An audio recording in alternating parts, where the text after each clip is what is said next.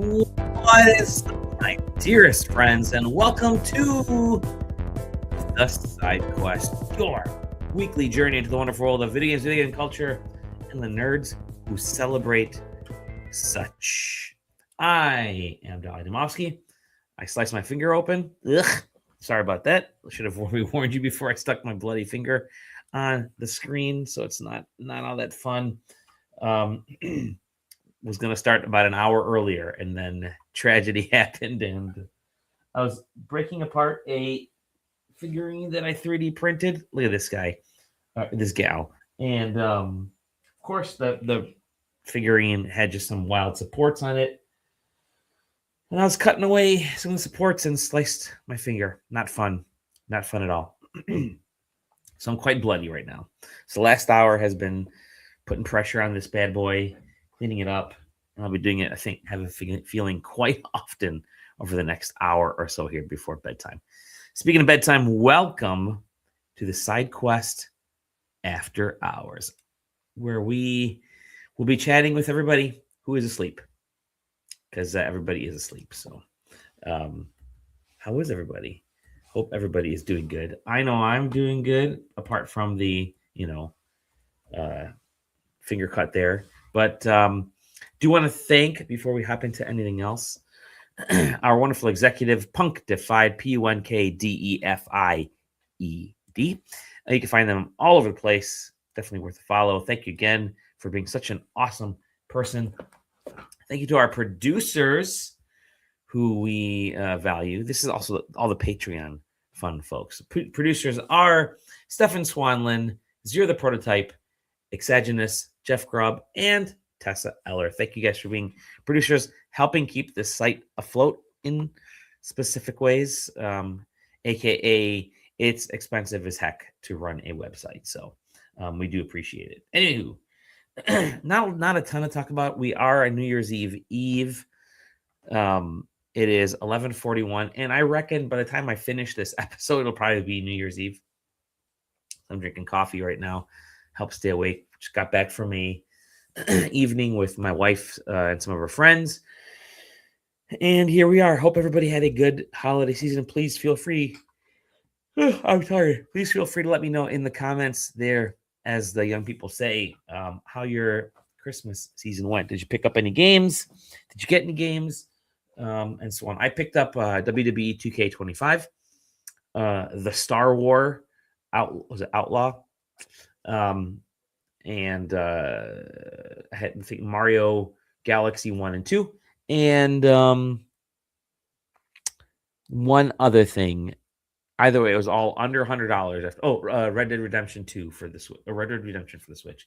All of them under $100 altogether. Worked out quite nicely. So now I have a bunch of games to play. And I picked up a couple more that were on sale. Thank you, gift cards that came in over Christmas. And it may have thrown my Game of the Year rankings out of whack after playing some of these. But let's get into the actual fun stuff of today. And I've got some games I want to talk about. I've been trying to knock out a bunch of these review games. And boy, oh boy, has it taken all year, it seems like it, to get through every single one of these reviews. A lot of times we'll get, like I've mentioned in the past, we'll get indie games, we'll get review codes that just kind of sent to us, sort of the whole cold call process. And you're trying to figure out, do I have time to play these? Should I turn them away? We do turn them away a lot, but then other times we'll say, yeah, send it over. And whenever we get to it, we get to it. Well, today is definitely a case of whenever we get to it, we'll get to it games. We do have a lot, or I do have a lot that I've been playing. I've actually got 5 games I'm talking about. And some of you watched my Halloween stream on SideQuesting and saw me play a few of these games. But I figured I would talk my thoughts a little bit more in depth of what I felt. Sorry again, very tired, very freaking tired, as we probably all are. Anywho, the first game I'm going to talk about is interesting because I didn't get a chance to play it during the Halloween stream. Very much a Halloween-ish game, and that's called Among the Whispers Provocation. And what this game is is a ghost hunting game. Now, it's more ghost kind of deduction type of thing. There's a little bit of mystery and resolving stuff, but it's sort of a sequel or spin-off to the developers' previous projects. But yeah, there you go. Conrad Stevenson's Paranormal PI is the original game, and this is sort of kind of pulled from that. Again, we're kind of focusing on ghost hunting in sort of the purest form. The developer chose to use actual ghost hunting gadgets and really kind of focus on the idea that, we have a lot of these tools. They actually went out and talked to ghost hunting folk, like actual professionals. What are the tools you use? And my tools are my tools correct? Am I on the right path for how you would utilize these? I did a little bit of research into how ghost hunting actually takes place and turning it into a game. So it takes place in sort of this big manor or mansion.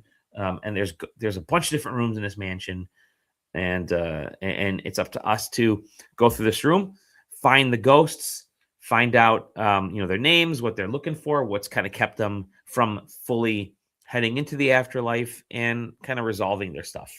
And we'll see ghosts kind of fade in and fade out. We'll see stuff pop in. We'll see stuff from the corner, in the corner of our eyes. There's a little bit of like Eternal Darkness, if you guys remember the GameCube game.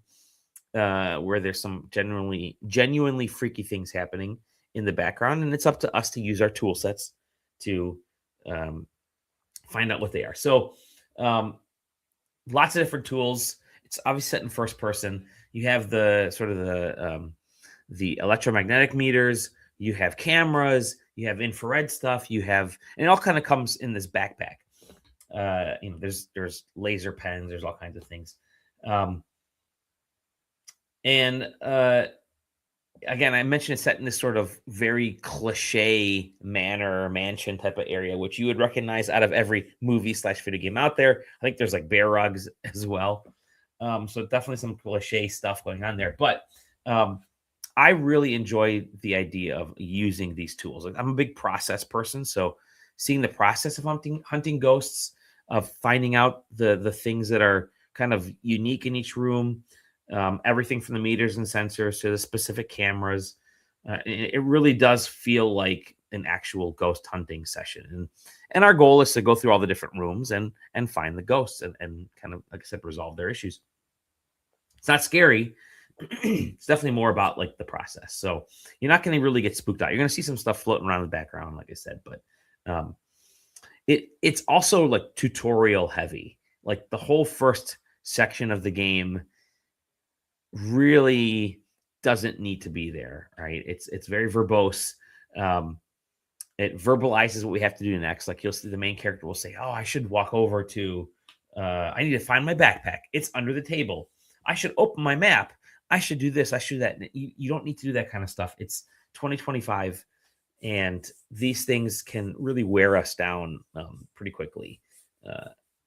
It kind of throws us out of the experience and slows us down from what we're trying to get done, And when you have a big heavy tutorial, by the way, there is a whole achievement related to finishing the tutorial, which there never should be. Don't acknowledge that your tutorial is there. Just have it take place and go through it. So another issue that I had was, like, you get this cool backpack full of stuff, you kind of collect all the tools, but then you actually need space for the backpack. So you can't be up against the wall and want to open your backpack up. You have to take a step back and find space for it. It's weird because, in the game, we're playing an in-game character. We should already know where the stuff is in the backpack. We don't have to open this up, drop it on the ground, open it up, take everything out, and pick the desired tool that we want. We should be able to just keep the backpack on us and pull it out, right? Take out whatever we need to take. And that's a whole unnecessary step in this.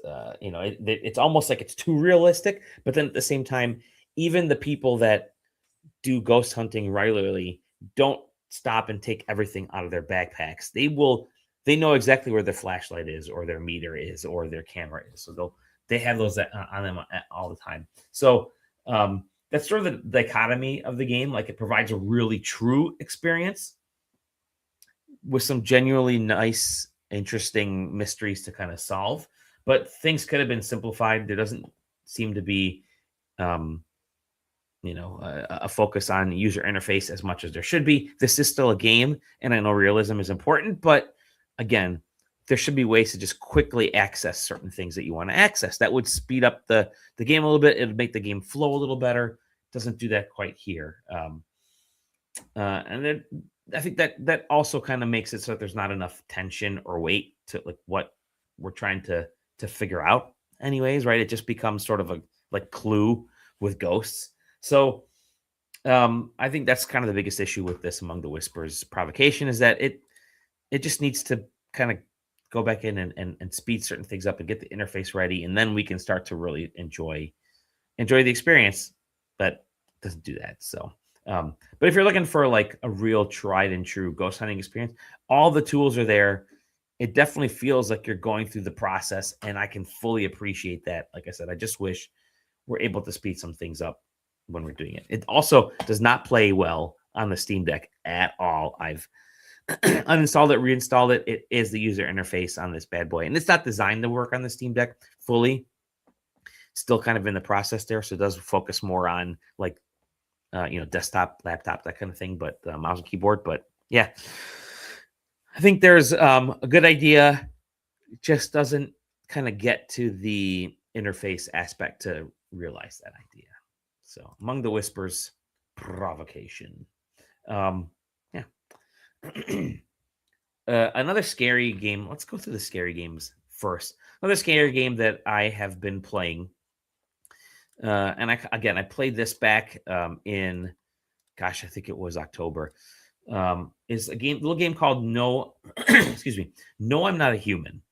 And No, I'm Not a Human is very suspenseful. It's a very interesting style game in that it isn't a tried and true horror game. All right. So the world is ending. Aliens are kind of taking over. They're sort of that whole pod people premise. It's up to us to determine who's real, who's not, who's a human, who isn't. Again, another deduction game. And we do so by like when night comes in our area, people come up to the door of our house, which is kind of out in the middle of nowhere.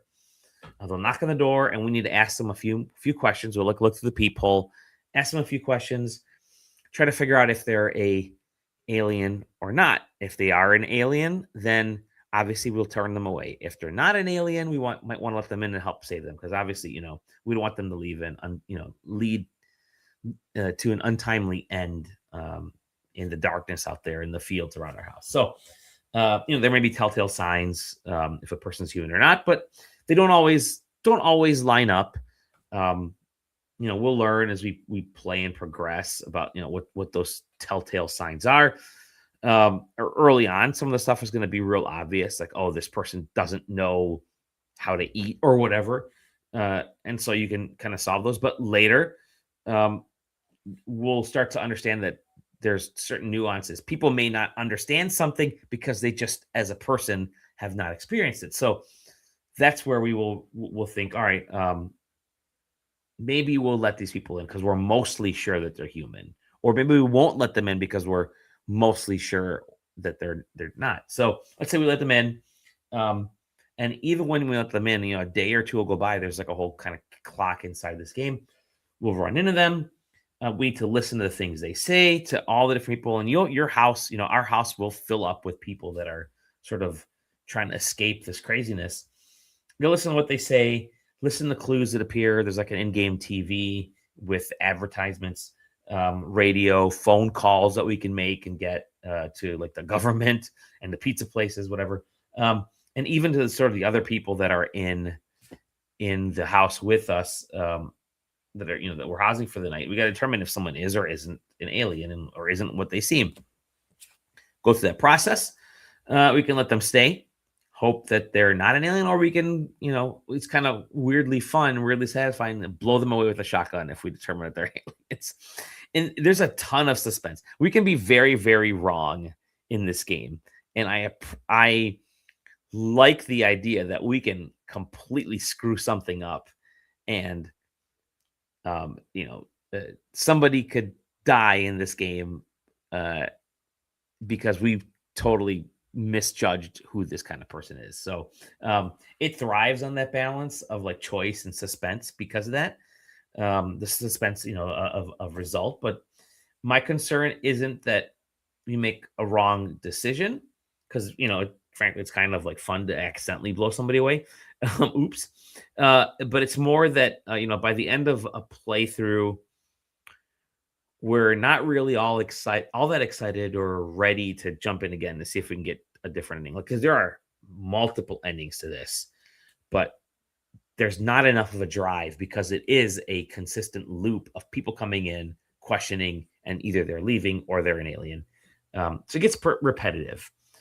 And so it feels like the kind of game where you'll get through it, you get an ending, and you'll think, okay, I'm going to take a break, maybe a few weeks before I hop back into it so that I can forget some stuff. And so I'm ready to go through this process again, because the game could last a little while as you're kind of going through all the different people and stuff. So, yeah, it may be the kind of game where the first playthrough is just wild and you can see in this trailer, wild and crazy. And you get a wild and crazy end, but then you might want to take a break afterwards to let some things sink in before you get a different end, before you try again to get a different ending. Because again, it's a pretty repetitive gameplay loop. So solid, intriguing premise, a little too reliant on that loop for an immediate second time around, but it's worth going through it from that experience of what the game's trying to tell from a storytelling standpoint, which, to me, suspense is always a really cool thing, and aliens are always really cool things in games like this. So yeah.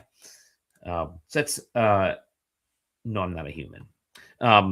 Other horror game I've been playing a lot of horror games. I'm getting through a lot of these horror games, I guess you could say. Another horror game I played is Eclipsium, and this game, Eclipsium is a wild experience. So I squirmed a lot when playing this game. A lot of different reasons. I felt uncomfortable often, and I felt like there was kind of a heavy weight on me based on everywhere I was going, every decision I made, every step I took, every path I went down. Eclipsium is about like that weird introspective tension. It's constantly pushing us to step out of our comfort zone and boundaries to see how far we're willing to get, willing to go to get out of hell. Because we're kind of in this dreamscape hell in the game. So what are we willing to do? What are we willing to see and look at and interact with? And where are we willing to go to get out? So the world is sort of the constantly moving place. It's very much surreal at times. There's like MC Escher aspects to it. There are Dante's Inferno aspects to it. There are dreams. There are nightmares. There are things in between. It's unsettling. It's not scary, but unsettling. Every door we open, every ladder we climb, or room we go into is going to be different.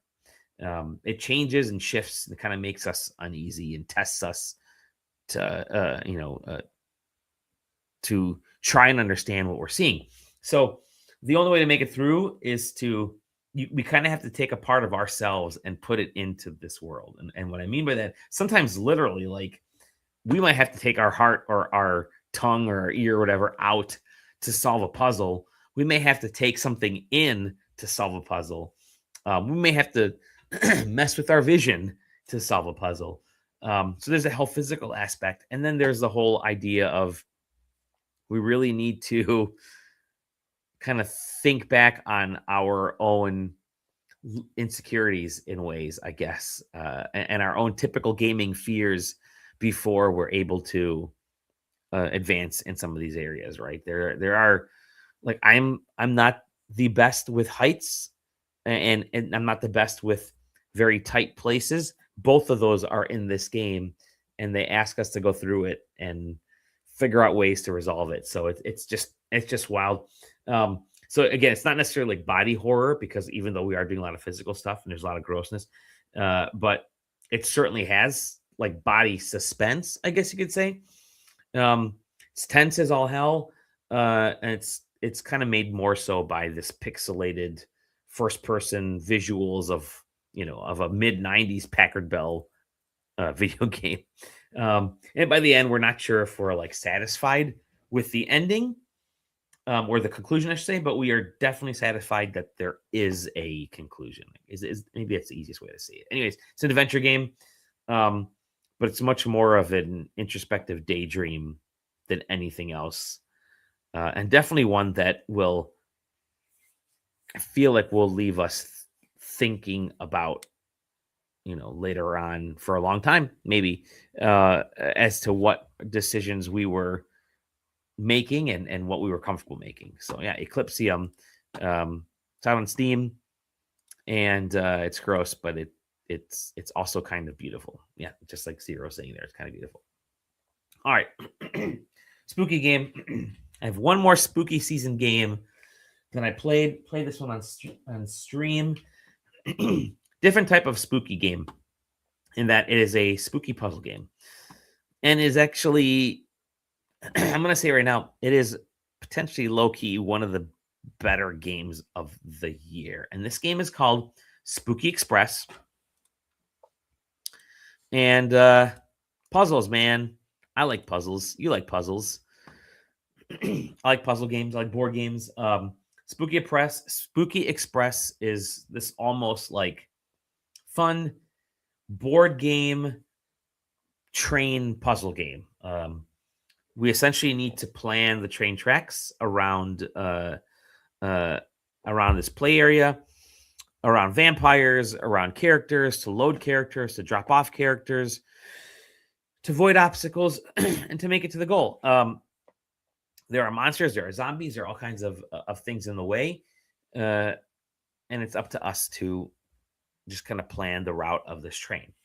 It really is kind of those classic pipeline games that doesn't have a whole lot of tonal depth, but the puzzle depth is there. It'll ask us to try to accomplish a lot with what seems like a very minimal board. But usually that leads to, in the case of this game, like one, maybe two solutions total in these areas. There are very specific solutions to these train track like puzzles, but I'm okay with it. I love these types of puzzle games. There are times where I would draw these puzzles on a sheet of paper, like I'd grab a napkin or like a yellow notepad, and just kind of scribble the lines of this train track and erase and scribble, erase. I could do it on the actual game. I don't know why I chose to do it on paper, but I did, because I just felt more comfortable and more natural to do it that way, almost more classic. But for the most part, it's very non-invasive. It's enjoyable enough, and kind of the premise and the execution. Really lovely visuals. I think I talked about it back in October. Just a charming as heck game. And yeah, it's executed really well, because it's not trying to be in this overly complex thing. It just says, let's build up these great puzzles. Let's give you one way to solve them. You're building a train track, and let's go from there and see what we can accomplish. It's clearly Halloween themed, but I can definitely see this game kind of getting reskinned for other holidays to keep it sort of relevant, because we're already in the new year. Christmas is over. I don't know if people are going to want to go back to a Halloween theme at the moment. They may want to go back during the Halloween spooky season. So I can see this. I mean, it's definitely a WYSIWYG, right? What you see is what you get. Experience that's completely, totally fine, coherent, and true to what it wants to be. And for that, it's fun. And it's, if you're into puzzle type games, which a lot of folks are, especially this time of year, when you're trying to put aside maybe you're in between big giant RPGs or narrative experiences, you want to take a quick little break. This is the kind of game that you can jump into. It's on Steam. It's on mobile. I think mobile is a perfect platform for this. So yeah, Spooky Express, really neat little charming puzzle game that I think a lot of people can enjoy. And the last game that I want to talk about I want to talk about a game called War Rats. And War Rats is an interesting concept in that it is a kind of 2D tactical strategy, tower defense, almost South Park-ish in visual style and aesthetic type of game. Definitely would fit well on like Newgrounds. But War Rats is this concept where, there we go, where we have to kind of lead an army of rats um, to protect the world from techno rats, right? So to kind of start it off, the rats have big hairy balls, like big giant hairy balls. They should tell you enough about what this game's about, right? And the avenue that they're aiming for with this game. It's tower, like I said, it's tower defense ish. We command this army, take out the techno rats, and it's all done in this sort of 2D world, right? We have to kind of invade their territories and kind of prevent them from invading our territories. And we did it all by like sending defeating their waves, sending out waves of rats from our standpoint, our side, hiring our own rat armies, building our defenses, and preventing them from invading our base, and then shooting. A lot of shooting. This game really is about shooting, like shoot through everything. Yes, you can build up your defenses. Yes, you can kind of upgrade your character, but more than just waves of your rats that you're sending out, they really do want you to sit there and just blow away the other rats. I think kind of that may be a little bit of the downfall. So it's set in 2D, like I said. It has a little bit of that twin stick feel to it. We have to aim and shoot the enemies. It's almost too smooth, if that's a way to say it. Like the control requires a lot of precision to aim at the enemies, and I don't quite love that. Because you can pick off the enemies that like take out their head, take out their legs, take out their arms, take out their weapons, even though it always registers for the same amount of hits. And I think that's where things could be simplified. I really wish they would just let us shoot forward or up or down, and that's it. But no, you do have to aim a little bit too much in this game. That kind of takes me out of some of the fun aspect of what this game could have been, right? It really needs to be simplified. And it also doesn't feel that good either doing it because you need a lot more precision. Like I thought I was moving forward and backward with my rat, but I wasn't aiming at my enemies in front of me. I was actually aiming at the ground or aiming above their heads, and I wasn't hitting them, and you end up dying, right? So, yeah, I wish there was a little bit more of a simplified experience from that shooting standpoint. I don't think it needs to be that complex. And again, there's a lot of emphasis on just shooting your gun forward or shotgun or whatever. There's a light roguelike spin to it, which is kind of nice, I guess. And how we kind of build out our bases. You can kind of see in the trailer there. Build out our bases, upgrade our health, and so on. It moves slow, and that's another big issue with the game. The levels don't have much to do in terms of like obstacles. It really is this sort of constant push forward. Like just keep going from left to right. That's it. Keep going from left to right. Collect the gold, shoot the enemies in front of you, and eventually get into their base. And that's it. And it kind of feels a little hollow from that standpoint. And I know like there are bosses, there are some unique locations, there are unique enemies, there are some storytelling elements that things start to work in, but overall it kind of feels empty in the terms of the depth of gameplay. And that's really where you want a game like this to succeed, is that gameplay. You want to come back and want to replay these levels over and over again. But you don't feel like it with this game specifically. The aspects that need depth aren't there, like the base buildouts and defensive strategy side, and the shooting simplicity. Like simplicity needs to be there, but the focus seems to be weighted on the shooting and the shooting precision. And I don't think that this game needs to be a 2D shooter. I think it needs to be going back towards that tower defense and base building and tactics and strategies type of experience. So I think that prevents it from being like super enjoyable. It's fine. It functions. It works. It does it. It's doing exactly what it wants to do. But I can't say it's like super fun from that standpoint because I have to do a lot more aiming than I want to. I would rather focus on making my rat army be really cool and really effective than having to be the sniper each time when I can just send waves of my heroes out there. So yeah, it's fine. It's about as much as I can give it. It's fine. I don't see myself ever coming back to this game after kind of the first playthrough.